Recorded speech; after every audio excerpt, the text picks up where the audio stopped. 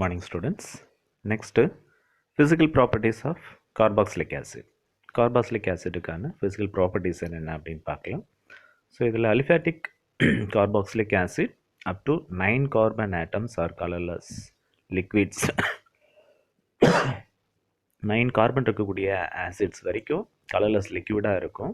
அதுக்கப்புறம் பங்கஜ் ஆர்டர் அப்படின்னு சொல்லுவாங்க. அப்படின்னா அதிக நெடித்தன்மை அதிகமாக இருக்கும், ஸ்மெல் பண்ண முடியாது, அந்த மாதிரியான ஸ்மெல் இருக்கக்கூடிய ஆர்டர் அதுக்கு இருக்கும் அப்படின்னு சொல்லியிருக்காங்க. The higher members are odourless wax like solids. 9க்கு மேலே இருக்கக்கூடிய கார்பன் 15, நம்ம 16, 17லாம் சொன்னோம் இல்லையா. ஸோ கார்பனுடைய கவுண்ட் இன்க்ரீஸ் ஆக லிக்விடாக இருந்து அது என்ன ஆகுது அப்படின்னு பார்த்தீங்கன்னா வேக்ஸ் நேச்சருக்கு சேஞ்ச் ஆகுது. அதுக்கு எந்த ஆர்டரும் கிடையாது. சரிங்களா? Right. Carboxylic acid have higher boiling point than aldehyde, ketone and even alcohols of comparable molecular mass. இதெல்லாம் கம்பேர் பண்ணும்போது ஆல்டிஹைட், கீட்டோன்னு ஆல்கஹாலோட கம்பேர் பண்ணும்போது இங்கே இருக்கக்கூடிய ஆசிடுக்கு பாயிலிங் பாயிண்ட் சொல்கிறோம் இல்லையா, அது அதிகமாக இருக்குது. ரீசன் என்ன அப்படின்னு பார்த்தீங்கன்னா அதில் ஃபார்ம் ஆகக்கூடிய ஹைட்ரஜன் பாண்ட் தான். நமக்கு தெரியும் இல்லையா, ஹைட்ரஜன் பாண்டு எப்படி ஃபார்ம் ஆகுது. ஆக்சிஜனை டைரெக்டாக ஹைட்ரஜன் அட்டாச் ஆயிருந்துச்சுன்னா அடுத்த மாலிகுலர் இருக்கக்கூடிய ஆக்சிஜனோட டைரெக்டாக அட்டாச் ஆகக்கூடிய ஹைட்ரஜன் போலரைசேஷன் நடக்கணும். போலரைசேஷன் ஆச்சு அப்படின்னா ஹெச்சுக்கு பாசிட்டிவ் சைன் ஃபார்ம் ஆகிடுமா. அப்போது இங்கே இருக்கக்கூடிய ஹெச் ப்ளஸ் பக்கத்து மாலிகுலர் இருக்கக்கூடிய ஆக்சிஜன் என்ன செய்யும், அதுதான் ஹைலி போலரைசபிள் நேச்சர் தான், அது நெகட்டிவ் சைன் வச்சுருக்கும். ஸோ ஆக்சிஜனுக்கும் ஹைட்ரஜனுக்கும் இடையில் அட்ராக்ஷன் ஃபோர்ஸை கிரியேட் பண்ணிக்கும். இந்த மாதிரி 2 மாலிகுல் சேர்ந்து 2 ஹைட்ரஜன் பாண்டு இதில் கிரியேட் பண்ணுது. பாருங்கள், கீழேயும் ஹைட்ரஜன் பாண்ட் இருக்குது, மேலே ஹைட்ரஜன் பாண்ட் இருக்கா, டாட் வச்சுருக்காங்க இல்லையா. அப்போது இது டைமர் ஸ்ட்ரக்சர் அப்படின்னு சொல்லுவாங்க. 2 மாலிகுல் சேர்ந்து ஹைட்ரஜன் பாண்டை கிரியேட் பண்ணுறதுனால பாயிலிங் பாயிண்ட் எப்படி இருக்கும், அதிகமாக தான் இருக்கும். Right. Lower aliphatic carboxylic acid up to 4 carbon are miscible with water due to the formation of hydrogen bonds with water. 4 carbon இருக்கிற ஆசிட் வரைக்கும் வாட்டரில் ஈஸியாக டிசால்வ் ஆகக்கூடிய நேச்சர் இதுக்கு இருக்குது. ரீசன் அதில் ஹைட்ரஜன் பாண்டை கிரியேட் பண்ணணும். ஹைட்ரஜன் பாண்டை கிரியேட் பண்ணக்கூடிய எந்த ஒரு காம்பவுண்டும் என்ன பண்ணிக்கலாம், ஈஸியாக வாட்டரில் டிசால்வ் பண்ணிக்கலாம். அதுக்கப்புறம் ஹையர் கார்பாக்சிலிக் குரூப், இதை விட அதிகமாக இருக்கக்கூடிய கார்பன் அதிகமாக இருந்துச்சு அப்படின்னா அது இன்சாலிபிளாக இருக்கும். ரீசன் என்ன அப்படின்னு பார்த்தீங்கன்னா கார்பனுடைய கவுண்டிங் அதிகமாக அது வாட்டரை ரிப்பல் பண்ணக்கூடிய நேச்சர் அதிகமாகிடும். ஸோ 4 கார்பன் இருக்கிற வரைக்கும் ப்ராப்ளம் கிடையாது. ஆனால் அதை விட அதிகமாக போக போக வாட்டரை ரிப்பல் பண்ணக்கூடிய நேச்சர் அதிகமாக வந்துடும். அப்போ வாட்டரை என்ன பண்ணாது, டிசால்வ் ஆகாது. சரிங்களா? அது இன்சாலிபிளாக மாறிடும். Insoluble in water due to increased hydrophobic interaction of hydrocarbon part. Hydrophobic அப்படிங்கிறது வாட்டரை ரிப்பல் பண்ணி வெளியே தள்ளக்கூடிய நேச்சர். அப்படின்னா வாட்டரை அப்சர்வ் பண்ணாது. அப்படின்னா ஹைட்ரஜன் பாண்ட்ஸை இதை கிரியேட் பண்ணவே முடியாது. ஏன்னா இங்கே இருக்கக்கூடிய ஹைட்ரோகார்பன் அப்படின்னா என்ன அர்த்தம், கார்பன் செயின் பெருசாக போகுதுன்னு சொல்லலையா. 5, 6, 7 கார்பன் ஸ்ட்ரெயிட் செயினாக போகும்போது இதெல்லாம் என்ன பண்ணுமா, ஹைட்ரோஃபோபிக் நேச்சர் அப்படிங்கிறது வாட்டரை ரிப்பல் பண்ணி தள்ளக்கூடிய நேச்சர், வாட்டரை அப்சர்வ் பண்ணிக்காது. அப்படின்னா இது வாட்டரில் டிசால்வ் ஆகாது. Okay. The simplest aromatic carboxylic acid, benzoic acid, is insoluble in water. Aromatic acids இருக்கு இல்லையா, அதெல்லாமே என்ன ஆகாது அப்படின்னு பார்த்தீங்கன்னா வாட்டரில் இன்சாலிபிள், கரையவே கரையாது. ஏன்னா அதில் அரோமேட்டிக் நேச்சர் இருக்கக்கூடிய பென்சின் ரிங் இருக்கிறதுனால அது சுத்தமாக என்ன ஆகாது, வாட்டரில் டிசால்வ் ஆகாது. Okay. Next, vinegar is 6 to 8% solution of acetic acid in water. நம்ம வினிகர்னு கேள்விப்பட்டிருக்கோம் இல்லையா. இது அசிட்டிக் ஆசிடு 6லேருந்து 8% வரைக்கும் உடைய சொல்யூஷனை நான் ப்ரிப்பேர் பண்ணிக்கணும். அப்படின்னா வாட்டரில் டிசால்வ் பண்ணி எடுத்துக்கிட்டால் போதும். Pure acetic acid is call glacial acetic acid. பியூரான அசிட்டிக் ஆசிடுக்கு பேர் கிளேசியல் அசிட்டிக் ஆசிட் அப்படின்னு சொல்லுவாங்க. Because it forms ice like crystal when cooled. When aqueous acetic acid is cooled at 289.5 Kelvin, acetic acid solidifies and form ice like crystals. இப்போது நம்ம aqueous சொல்யூஷனில் dissolve பண்ணி வச்சுருக்கக்கூடிய acetic acid இருக்கு இல்லையா, வாட்டரில் dissolve பண்ணியிருக்கக்கூடிய அசிட்டிக் ஆசிடு, அதை நீங்கள் கூல் பண்ணிங்க அப்படின்னா அங்கே இருக்கக்கூடிய அசிட்டிக் ஆசிட் மாலிகுல் மட்டும் என்னவா மாறும், ஐஸ் க்யூபாக மாறி அதை மட்டும் தனியாக நம்மளால் என்ன பண்ண முடியும், வாட்டர்லேருந்து பிரித்து எடுக்க முடியும். 289.5 கெல்வின் கொடுத்துருக்காங்க இல்லையா. 273 மைனஸ் பண்ணிங்கன்னா எவ்வளோ இருக்கும், 15 டிகிரி செல்சியஸ் நேராக வரும். ஸோ 15 to 16 ரீச் ஆச்சுன்னா ஆட்டோமேட்டிக் அசிட்டிக் ஆசிட்லாம் என்ன ஆகிடும், சாலிடாக மாறி அதை ஐஸ் க்யூப் மாதிரி நம்ம தனியாக வெளியே எடுத்துக்கலாம். ஓகேங்களா? whereas water remains in liquid state and removed by filtration. Ice க்யூபாக மாறிடுச்சுன்னா ஈஸியாக ஃபில்டர் பண்ணி அதில் இருக்கக்கூடிய க்யூபை மட்டும் நம்ம எடுத்துக்கலாம். ஐஸ் க்யூபாக ஃபார்ம் ஆகிறது எல்லாமே அசிட்டிக் ஆசிடாக ஃபார்ம் ஆகி நம்ம தனியாக எடுத்துடலாம். This process is repeated to obtain glacial acetic acid. அப்போ இந்த ப்ராசஸ் நம்ம செய்ய வாட்டரில் இருக்கக்கூடிய அசிட்டிக் ஆசிடை ஈஸியாக நம்ம என்ன பண்ணிடலாம், எடுத்துடலாம், ரிமூவ் பண்ணிடலாம். ஓகே, நெக்ஸ்ட்டு கார்பாக்சிலிக் ஆசிடுடைய ப்ரிப்ரேஷன் மெத்தட்ஸ். ஸோ டோட்டலாக நமக்கு புக்கில் 6 மெத்தட் தந்திருக்கிறாங்க. அதில் 5th மெத்தட் மட்டும் வேண்டாம், அது மட்டும் டெலீட்டட் போர்ஷனில் இருக்குது. மற்ற டாபிக் எல்லாமே நமக்கு தேவை. ஓகே ஸ்டூடெண்ட்ஸ், இதில் first method preparation of primary alcohol and aldehydes. நமக்கு தெரியும் இல்லையா, ஆல்கஹால் ஆக்சைஸ் பண்ணிங்க அப்படின்னா என்ன ஃபங்க்ஷன் குரூப்பாக சேஞ்ச் ஆகும்னு சொல்லியிருக்கேன். ப்ரைமரி ஆல்கஹாலாக இருந்தால் ஆல்டிஹைடு, செகண்டரி ஆல்கஹாலாக இருந்தால் கீட்டோன், அது ஃபர்தராக இன்னும் ஆக்சைஸ் பண்ணிங்க அப்படின்னா ஆசிட் ஃபங்க்ஷன் குரூப்பாக கன்வெர்ட் ஆகிடும். சரிங்களா? ரைட். இப்போ நம்ம யூஸ் பண்ணக்கூடிய ஆல்கஹால் ப்ரைமரி ஆல்கஹால் நான் எடுத்துக்கிறேன் அப்படின்னா அதை ஸ்ட்ராங்கான ஆக்சிடைசிங் ஏஜென்ட் யூஸ் பண்ணுறேன். இது என்ன ஆகும், ஆக்சிடைஸ் பண்ணி ஆசிட் குரூப்பாக கன்வெர்ட் பண்ணுற வரைக்கும் ஆக்சைஸ் பண்ணிகிட்டே இருக்கும். அப்போ இடையில ஃபார்ம் ஆகக்கூடிய இன்டர்மீடியட் அப்படிங்கிறது ஆல்டிஹைட் ஃபங்க்ஷன் குரூப் ஃபார்ம் ஆகும். சரிங்களா? ஸோ ஆல்டிஹைட் ஃபர்தர் ஆக்சைஸ் ஆச்சுன்னா ஆசிட் ஃபங்க்ஷன் குரூப்பாக கன்வெர்ட் ஆகிடும். இதில் ரியாக்ஷன் பாருங்கள், எத்தனால் எடுத்துருக்குறோம், அது இன் ப்ரெசன்ஸ் ஆஃப் ஆசிடில் டிசால்வ் பண்ண பொட்டாசியம் டைக்ரோமேட் எடுத்துக்கிறேன். ஆக்சைஸ் ஆகுது, அசிட்டால்டிஹைட் இன்டர்மீடியட்டாக கிடைக்குது. இது ரியாக்ஷன் இதோட ஸ்டாப் ஆகாது, ஏன்னா நம்ம எக்ஸஸாக எடுத்துருக்கிறதுனால ஃபர்தராக அகைன் ஆக்சைஸ் ஆகிட்டு ஆசிடாக ஆறி தான் ரியாக்ஷன் ஸ்டாப் ஆகும். ஃபைனல் ப்ராடக்டாக எனக்கு அசிட்டிக் ஆசிட் ஃபார்ம் ஆகும். Next second process hydrolysis of nitriles.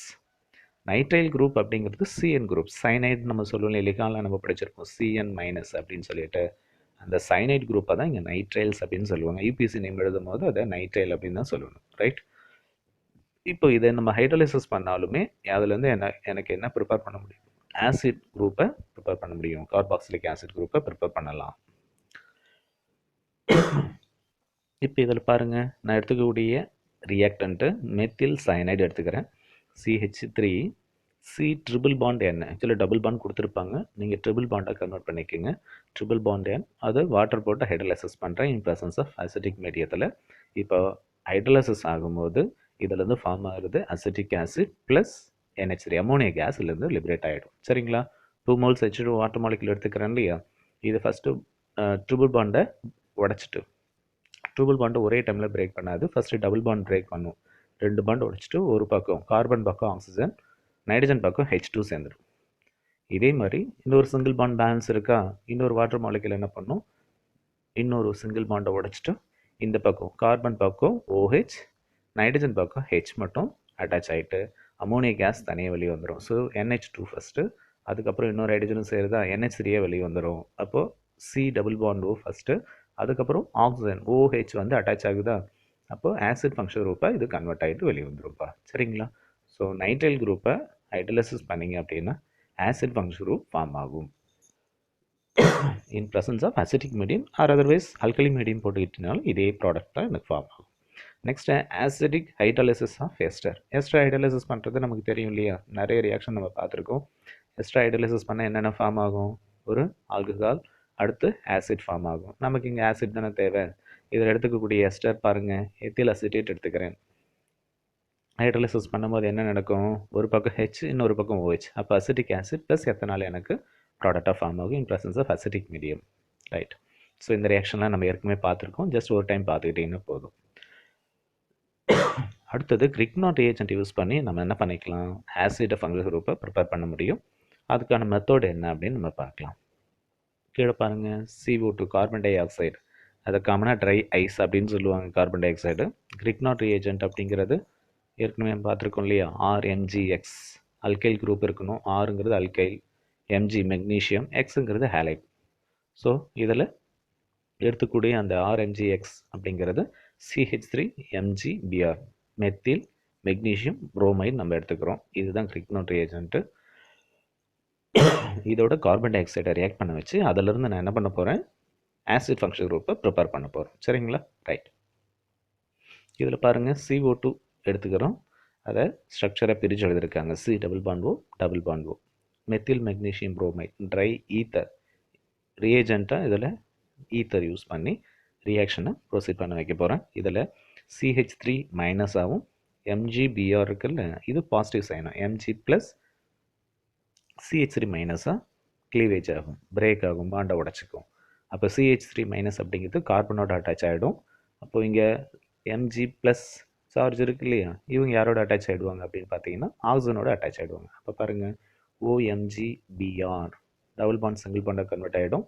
கார்பனோட CH3 group என்ன ஆகிடுது, லெஃப்ட் சைடில் அட்டாச் ஆகிடுது. ஏன்னா CH3 மைனஸ் தானே வெளியே வருது, அவங்களோட பாண்டை க்ரியேட் பண்ணிக்குவாங்க. இப்போ இதை ஹைட்ரோலைசிஸ் பண்ணும்போது OMgBr குரூப் இருக்குல்ல, அதை பிரேக் பண்ணி ஒரு பக்கம் H, அதுக்கு முன்னாடி கார்பன் கூட என்ன ஆகும், OH குரூப் அட்டாச் ஆகிடும். அப்போ நமக்கு ஃபார்ம் ஆகிறது அசிட்டிக் ஆசிட் ஃபார்ம் ஆகிடும். சரிங்களா, ரைட். இப்போ இதே மாதிரி அரோமேட்டிக் ஆல்கைல் குரூப்பை நான் சூஸ் பண்ணிக்க போகிறேன். கிரிக்னாட் ரியேஜென்ட்டில் அங்கே அல்கைல் குரூப் அதில் அரைல் குரூப் எடுத்துக்கிறேன், ஃபினைல் மெக்னீஷியம் புரோமைட். இது எடுத்துக்கிட்டோம் அப்படின்னா அரோமேட்டிக் ஆசிட் எனக்கு ஃபார்ம் ஆகும். இதுலேயும் சேம் அதே மாதிரி பென்சின் ரிங், இது மட்டும் என்ன ஆகிடும், C6H5 மைனஸை வெளியே வரும், MgBr Mg ப்ளஸ் சார்ஜாக வெளியே வந்துடும். அதேமாதிரி கார்பன் டை ஆக்சைடில் கார்பனோட பென்சின் ரிங் சப்ஸ்டியூட் ஆகிடும், OMgBr பாசிட்டிவ் சைன் தானே, ஆக்சிஜனோட மைனஸ் சைன் இருக்கும், ஆக்சிஜனோட அட்டாச் ஆகிடும். இது ஹைட்ரோலைசிஸ் பண்ணும்போது பென்சாயிக் ஆசிட் ஃபார்ம் ஆகும், ப்ளஸ் MgOH Br எடுத்துக்கிட்டிங்கன்னா Br எக்ஸ்ன்னு மென்ஷன் பண்ணியிருக்காங்க இல்லையா, ஆக்சுவலாக அது Br குரூப் தான். அப்போ நம்ம என்ன பண்ணிக்கலாம், கார்பன் டை ஆக்சைடு கிரிக்னாட் ரியேஜென்ட்டை யூஸ் பண்ணி ஃபங்க்ஷன் குரூப்பாக என்ன ஃபங்க்ஷன் குரூப் என்ன ப்ரிப்பேர் பண்ண முடியும், கார்பாக்சிலிக் ஆசிட் ஃபங்க்ஷன் குரூப்பை என்னால் ப்ரிப்பேர் பண்ண முடியும். ஸோ அரோமேட்டிக் எடுத்துக்கிட்டிங்கன்னா அரோமேட்டிக் ஆசிட், அலிஃபேட்டிக்காக எடுத்துக்கிட்டிங்க அப்படின்னா அலிஃபேட்டிக் ஆசிட்ஸ் ஃபார்ம் ஆகும். நெக்ஸ்ட் மெத்தட், இது 6th மெத்தடாக அங்கே கொடுத்துருக்காங்க, 5th ஒன் வேண்டாம். இதில் பென்சின், அல்கைல் பென்சின்ஸ், அல்கைல் அப்படிங்கிறது CH3 குரூப் நமக்கு தெரியும் இல்லையா, அல்கைல் அப்படிங்கிறது ஆர் குரூப் அப்படின்னு சொல்லியிருப்பேன் இல்லை, பென்சைனில் இந்த மாதிரி ஆர் குரூப் இருக்கக்கூடியதை ஆக்சிடைஸ் பண்ணி நம்ம என்ன பண்ணிக்கலாம், ஆசிட்ஸை ப்ரிப்பேர் பண்ண முடியும். சரிங்களா, ஆக்சிடேஷன் ஆஃப் அல்கைல் பென்சின்ஸ். இப்போ இதில் எடுத்துக்கக்கூடியது டொலுவின் எடுத்துக்கிறேன். டொலுவின் அப்படிங்கிறது பென்சைனில் ஒரே ஒரு CH3 குரூப் மட்டும் அட்டாச் ஆகிடுச்சுன்னா அதுக்கு பேர் பென்சைன். பென்சைனில் ஒரு CH3 குரூப் அட்டாச் ஆகிடுச்சுன்னா அது பேர் டொலுவின். இல்லைன்னா இதுக்கு இன்னொரு நேம் என்ன சொல்லலாம், ஃபினைல். ஃபினைல்னா C6H5 குரூப்பை ஃபினைல் அப்படின்னு சொல்லுவோம் இல்லையா, CH3 அப்படிங்கிறது மீத்தேனில் இந்த குரூப் சப்ஸ்டியூட் ஆகிருக்கு, ஸோ ஃபினைல் மீத்தேன் அப்படின்னு சொல்லலாம் நம்ம. இல்லைன்னா மெத்தில் பென்சின், மெத்தில் பென்சின் சொன்னாலும் ஒன்று தான். இதை காமன் நேம் டொலுவின் தான் எல்லா இடத்துலையும் யூஸ் பண்ணுவாங்கம்மா. சரிங்களா, ரைட். இப்போ இதில் அசிட்டிக் மீடியம் ப்ரெசன்ஸ் ஆஃப் ஆசிடில் டிசால்வ் பண்ண KMnO4 பொட்டாசியம் பெர்மாங்கனேட் யூஸ் பண்ணிக்கலாம். இல்லைன்னா பேசிக் மீடியத்தில் டிசால்வ் பண்ண KMnO4 பொட்டாசியம் பெர்மாங்கனேட் யூஸ் பண்ணிக்கலாம். இது ஸ்ட்ராங் ஆக்சிடைசிங் ஏஜென்ட், ஆக்சிஜனை ப்ரொடியூஸ் பண்ணி இதிலிருந்து ஹைட்ரஜனை வெளியே ரிமூவ் பண்ணிவிட்டு ஆசிட் ஃபங்க்ஷன் ரூபாக அதை என்ன பண்ணிவிட்டோம், கன்வெர்ட் பண்ணி விட்டோம். ஸோ இதுதான் ஆசிட்டை ப்ரிப்பேர் பண்ணுறதுக்கான மெத்தடை கொடுத்துருக்குறாங்க. சரிங்களா, ஸோ இதில் சைனைடு ஹைட்ரோலைசிஸ் பண்ணுற மெத்தட் இம்பார்ட்டன்ட், அதுக்கப்புறம் கிரிக்னாட் ரியேஜென்ட் இம்பார்ட்டண்ட்டு, அதுக்கப்புறம் இந்த last method oxidation of alkyl benzenes இருக்கு இல்லையா. ஸோ டொலுவின் ஆக்சைஸ் பண்ணும்போது பென்சாயிக் ஆசிட் நமக்கு ஃபார்ம் ஆகும், CH3 குரூப் COH கன்வெர்ட் பண்ணும். சரிங்களா, ஸோ இதுக்கு ஸ்ட்ராங்கான ஆக்சைசிங் ஏஜென்ட் யூஸ் பண்ணிங்கன்னா மட்டும்தான் நம்ம ஆக்சைஸ் பண்ண முடியுமா. சரி, நெக்ஸ்ட் இதனுடைய கெமிக்கல் ப்ராப்பர்ட்டி.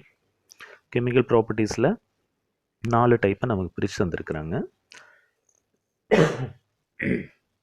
என்னென்ன எப்படி பிரித்து தந்திருக்காங்க அப்படின்னு நம்ம பார்க்கலாம். இதனுடைய நேச்சர், அந்த C டபுள் பாண்டோடைய நேச்சரை பேஸ் பண்ணி இங்கே 4 டைப்பை பிரித்து தந்திருக்காங்க. சரிங்களா, carboxylic acid do not give the characteristic reaction of carbonyl group C double bond O as given by the aldehyde and ketones, as the carbonyl group of carboxylic acid is involved in resonance. So இதில் இருக்கக்கூடிய group C double bondங்கிறது அங்கே நம்ம பார்த்தோம் அப்படின்னா ஆல்டிஹைட்லேயே கீட்டோன்லேயோ அந்த resonance அப்படிங்கிறது கிடையாது. அது என்ன பண்ணாது, ஒன்றுக்கு ஒன்று ரெசனன்ஸை பாசிபிள் கிடையாது. ஆல்டிஹைட்லேயும் ரெசனன்ஸ் இல்லை, கீட்டோன்லேயும் ரெசனன்ஸ் ஃபார்ம் கிடையாது கார்பனைல் ஃபங்க்ஷன் குரூப்பில். ஆனால் ஆசிட் ஃபங்க்ஷன் குரூப்பில் ரெசனன்ஸ் தான் இருக்குது இதில். ஸோ ஆல்டர்னேட்டிவாக என்ன பண்ணுது, பாண்டை சேஞ்ச் பண்ணிக்குது. டபுள் பாண்ட் சிங்கிள் பாண்டாக கன்வெர்ட் ஆகும், மாதிரி சிங்கிள் பாண்ட் டபுள் பாண்டாக கன்வெர்ட் ஆகிட்டே இருக்கும். ஸோ இது ரெசனன்ஸ் பாசிபிள் அப்படிங்கிறதுனால இதனுடைய கேரக்டர் அப்படிங்கிறது கார்பனைல் மாதிரி இல்லாமல் வித்தியாசமாக இருக்கும் அப்படிங்கிறாங்க. சரிங்களா? சரி, இதனுடைய ரியாக்ஷன்ஸ் பாருங்கள். 4 டைப்பாக அதை கிளாஸிஃபை பண்ணுறாங்க. அதனுடைய கெமிக்கல் ப்ராப்பர்ட்டியை reaction involving cleavage of OH bond. OH பாண்டை உடைச்சிட்டு என்ன ப்ராடக்ட் ஃபார்ம் ஆகுது அது ஒரு டைப்பில் கொடுத்துருக்காங்க. அடுத்து reaction involving cleavage COH group cleavage ஆகிட்டு வெளியே போகிறது. அப்படின்னா ஆசிட் ஃபங்க்ஷன் குரூப்பில் கார்பனும் வெளியே வருது. அந்த மாதிரியான ப்ராப்பர்ட்டி இருக்குது. அடுத்தது ரியாக்ஷன் இன்வால்விங் COHே வெளியே போகிற மாதிரி ரியாக்ஷன்ஸ் இருக்குது. அடுத்தது substitution reaction involving hydrocarbon. Substitution அப்படிங்கிறது அரோமேட்டிக் பென்சின் இங்கே இருக்கக்கூடியதுக்கு மட்டும்தான் நம்ம அதை சொல்ல முடியும். சரிங்களா? ரைட். இப்போ இதில் OH எப்படி பிரேக் ஆகுது அப்படின்னு நம்ம பார்க்கலாமா? சர்க்கியூட ரியாக்ஷன் தந்திருக்காங்க பாருங்கள். Reaction with metals. ஆசிடோட மெட்டல் போடுறீங்க அப்படின்னா எது சோடியம் மெட்டல் தான் யூஸ் பண்ணுவோம். சோடியம் போடுறீங்க, சோடியம் போட்டால் என்ன செய்யும்? இதுதான் ஹைலி ரியாக்டிவ் நேச்சர் ஆச்சு. ஸோ ஹைட்ரஜனை ரீப்ளேஸ் பண்ண பார்க்கும். இருக்கிற ஹைட்ரஜன் எது ஈஸியாக வெளியே வருமோ அதை ரீப்ளேஸ் பண்ணிவிட்டு சோடியம் போய்ட்டு அதில் என்ன ஆகிடும்? சப்ஸ்டியூட் ஆகிடும். இப்போ இதில் எந்த ஹைட்ரஜன் ஈஸியாக வெளியே வரும்? ஆசிட் ஃபங்க்ஷன் குரூப்பில் OHல இருக்கக்கூடிய ஹைட்ரஜன் தான் ஈஸியாக ரிமூவ் ஆக பார்க்கும். ஸோ அதில் இருக்கக்கூடிய ஹெச்சை ரீப்ளேஸ் பண்ணிவிட்டு சோடியம் போய்ட்டு அதில் என்ன பண்ணுது? சப்ஸ்டியூட் ஆகிடுது. அப்போ 2 மோல் சோடியம் எடுத்துக்கிட்டிங்கன்னா 2 சோடியம் போய் சப்ஸ்டியூட் ஆகிட்டு ஹைட்ரஜனை 2 மோலாக என்ன பண்ணிடுது? 2 ஹைட்ரஜன் ஆட்டத்தை வெளியே தள்ளிட்டு ஹைட்ரஜன் கேஸை ரிமூவ் பண்ணிவிட்டோம். இது அதனுடைய சால்ட்டை ப்ரொடியூஸ் பண்ணும். Next second alkalis. Reaction with alkali. Acid பேஸோட ஈஸியாக என்ன ஆகும்? ரியாக்ட் ஆகிட்டு சால்ட்டை ப்ரொடியூஸ் பண்ணும் இல்லையா? அதுதான் இங்கே ரியாக்ஷனை தந்திருக்காங்க. அசிட்டிக் ஆசிட் சோடியம் ஹைட்ராக்சைடு எடுத்துக்கிறீங்க, என்ன ஆகும்? H2O ரிமூவ் பண்ணிவிட்டு ஆட்டோமேட்டிக்காக சோடியம் போய்ட்டு அதில் சப்ஸ்டியூட் ஆகிடும். இதுலேயும் சோடியம் அசிட்டேட் தான் ஃபார்ம் ஆகும். ஸோ சோடியம் மெட்டல் போட்டாலும் அதே ப்ராடக்ட் தான், சோடியம் ஹைட்ராக்சைடு போட்டாலும் அதே ப்ராடக்ட் தான். ஆனால் அதுலேருந்து பை ப்ராடக்ட்டுங்கிறது வேறு. ஸோ சோடியம் மெட்டல் போட்டிங்க அப்படின்னா ஹைட்ரஜன் கேஸ் ரிமூவ் ஆகும். இதுவே சோடியம் ஹைட்ராக்சைடு போட்டுக்கிட்டிங்க அப்படின்னா H2O வாட்டர் மாலிக்யூல் ரிமூவ் ஆகும். சரிங்களா? ரைட். அடுத்ததாக reaction with carbonates and bicarbonates. Test for carboxylic acid group. நம்ம ப்ராக்டிக்கல் செய்யும் போது ஆசிட் ஃபங்க்ஷன் குரூப் இருக்கா இல்லையான்னு சொல்லி செக் பண்ணுறதுக்கு இந்த டெஸ்ட்டாக செஞ்சு பார்ப்போம். இதில் என்ன செய்யணும் சார் அப்படின்னு பார்த்தீங்கன்னா, கொடுத்துருக்கூடிய காம்பவுண்ட்டை சோடியம் பைகார்பனேட்டை சால்ட்டை வாட்டரில் டிசால்வ் பண்ணி எடுத்துகிட்டு கொஞ்சமாக இதில் நம்ம ஆசிட் போட்டிங்க அப்படின்னா பிரிஸ்க் எஃபரசன்ஸ் அப்படின்னு சொல்லுவாங்க. அப்படின்னா என்ன சார்? நுரைச்சி பொங்குற மாதிரி நமக்கு அதில் தெரியும். அந்த மாதிரி தெரிஞ்சிச்சுன்னா அதில் ஆசிட் ஃபங்க்ஷன் குரூப் இருக்குது அப்படின்னு நம்ம கன்ஃபார்ம் பண்ணிக்கலாம். அந்த மாதிரி நுரைச்சி பொங்குற கேஸ் என்ன கேஸ் வெளியே வரும் அப்படின்னு பார்த்தீங்கன்னா கார்பன் டை ஆக்சைடு கேஸ் தான் அதுலேருந்து லிபரேஷன் ஆகும். சரிங்களா? இந்த ரியாக்ஷன் பாருங்கள். அதே அசிட்டிக் ஆசிட் சோடியம் கார்பனேட்டும் எடுத்துக்கலாம், சோடியம் பைகார்பனேட்டும் எடுத்துக்கலாம். NaHCO3ங்கிறது சோடியம் பைகார்பனேட். ஸோ ரெண்டில் ஏதோ ஒரு கார்பனேட் சால்ட் எடுத்துக்கிட்டு நான் என்ன பண்ணுறேன்? ரியாக்ட் பண்ண வைக்கிறேன். ஃபார்ம் ஆகுறது என்ன ஃபார்ம் ஆகுதுன்னு பாருங்கள். CO2 gas. அப்படின்னா கார்பன் டை ஆக்சைடு கேஸ்லேருந்து லிபரேட் ஆகிட்டு வெளியே வந்துடும். சோடியம் சால்ட் போய்ட்டு அதில் ரீப்ளேஸ் பண்ணிக்க. ஹெச்சை வெளியே தள்ளிட்டு எண்ணெயை போய்ட்டு அதை ரீப்ளேஸ் பண்ணிவிடு. சரிங்களா? ஸோ H2O வாட்டர் மாலிக்யூல் ஒன்று வெளியே வரும். அடுத்ததான் sodium salt plus CO2 carbon di oxide case produce ஆகும். ஸோ CO2 வர்றதுனால தான் நமக்கு அங்கே பிரிஸ்க் எஃபரசன்ஸ் அப்படின்னு சொல்லுவாங்க. நுரைச்சி பொங்குற மாதிரி நமக்கு தெரியும் அதில். சரிங்களா? ரைட். இது எல்லாமே OH குரூப்பை பார்ட்டிசிபேட் பண்ணக்கூடிய ரியாக்ஷன்ஸ். OH மட்டும்தான் இதில் பார்ட்டிசிபேட் பண்ணது. வேறு ஆசிட் எதுவுமே கார்பனோ இல்லை இன்னொரு ஆக்சிஜனோ எதுவுமே பார்ட்டிசிபேட் பண்ணலை. இப்போ செகண்ட் பாருங்கள். Reaction involving cleavage of COH. இப்போ கார்பனோட அட்டாச் ஆகக்கூடிய OH குரூப்பு இப்போ என்ன பண்ண போகுது? கிளீவேஜ் ஆகுது, பிரேக் ஆக போகுது. எப்படி பிரேக் ஆகுது? அதுக்கான ரியாக்ஷன்ஸ் பாருங்கள். Reaction with PCl3 PCl5 SOCl2. இதில் கொடுத்துருக்கூடிய இந்த ரியேஜெண்ட்டில் எதுக்கு யூஸ் பண்ணுவோம்? இதெல்லாம் ஹாலஜனேஷன் ரியாக்ஷன் அப்படின்னு சொல்லுவோம் இல்லையா? ஹாலஜனை ஆட் பண்ணுறதுக்கு இந்த ரியாக்ஷன் தான் நம்ம ரியாக்டண்ட்டை தான் நம்ம எடுத்துக்குவோம். ஸோ இந்த ரியேஜெண்ட் யூஸ் பண்ணிங்க அப்படின்னா ரியாக்டண்ட்டில் Cl குரூப்பை நம்ம என்ன பண்ணிக்கலாம்? ஈஸியாக அதில் உள்ளே புகுத்த முடியும். அங்கே இருக்கக்கூடிய குரூப்பை வெளியே தள்ளிடும். அப்போ இங்கே என்ன குரூப் வெளியே வரப்போகுது?